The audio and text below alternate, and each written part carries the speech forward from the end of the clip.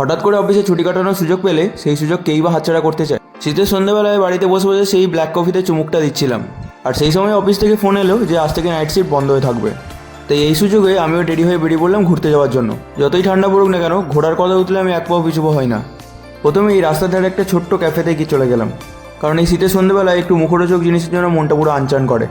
তাই মোমোর সাথে স্যুপের গরম গরম স্বাদ গ্রহণ করে এখান থেকে সোজা রওনা দিলাম উলুবেড়িয়ার জন্য, মা কালীর দর্শন আর গঙ্গার পাড়ে কিছুক্ষণ সময় কাটাতে। শুধুমাত্র আমার কেন, প্রায় 90% মানুষজনের গঙ্গার পাড় হচ্ছে অত্যন্ত প্রিয় একটা জায়গা। গঙ্গার পাড়ে কিছুক্ষণ সময় কাটিয়ে এন্টার করলাম আমাদের স্বাদের কালীবাড়িতে। তারপর ওখানে যাওয়ার পর মায়ের কাছে কিছু সুখ দুঃখের গল্প করে তাকে প্রণাম জানিয়ে মন্দির থেকে বাইরে বেরিয়ে পড়লাম এবং রওনা দিলাম বাড়ি ফেরার জন্য। আর এইভাবেই নিজের মাইন্ডটাকে রিফ্রেশ করে আজকের মতো দিনটা শেষ করলাম। তোমরা প্রত্যেকে খুব ভালো থেকো আর প্লিজ আমায় ফলো করো।